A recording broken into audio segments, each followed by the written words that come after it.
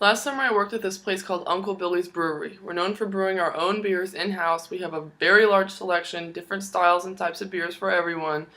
Mainly we cater to guys and big groups of people, but mostly guys come into the restaurant to watch TV, eat barbecue, and drink our beer. But last year before ACL, my manager, who's this kind of squirrely guy, he's got a little mustache and he wears a tie every day and he's kind of short, decided that he wanted to cater to a larger audience during ACL so that we could make a lot more money. So he decided that we needed to go after the girl population that's going to be attending ACL. And how do you get girls to come to a restaurant where we only serve beer? We needed to buy a little bit of liquor. So he went out and bought a bunch of cases of Uncle Tito's tequila. Uncle Tito's is a tequila that's made in Austin, so he felt okay with buying it. He bought a bunch of cases of it and put it in the back of the house and said, look, you guys need to start trying to sell it now so that when ACL rolls around, everybody knows that we have tequila and the ladies will come. Well, the problem is it did not sell at all. We were not changing our target audience. Girls weren't coming in, and boys who come to Uncle Billy's to drink our beer weren't going to decide they randomly wanted to drink tequila. So we were having a really hard time getting it to sell. And one day when I was working, I remembered that back in Dallas, where I'm from, me and my friends used to buy this really kind of gross brand of tequila, but it had a Mexican drinking worm at the bottom.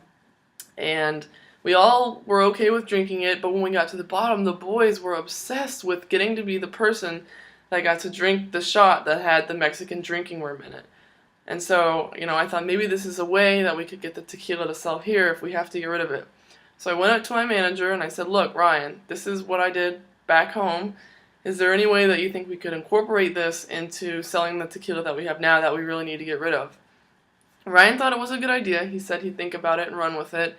And a couple weeks later, I came into work and we had a huge tub of distilled and sanitized minnows sitting in the back of the kitchen.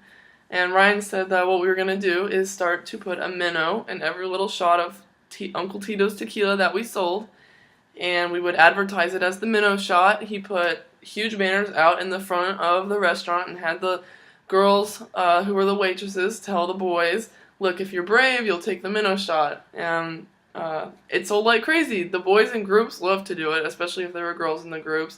The boys that came in by themselves weren't so crazy about it, but for the big groups, it was a huge thing. The boys would come in to take the minnow shots. So overall, when ACL rolled around, we sold all the tequila that we bought. We even bought a couple more cases and sold all of that. So it was a successful product launch in the end.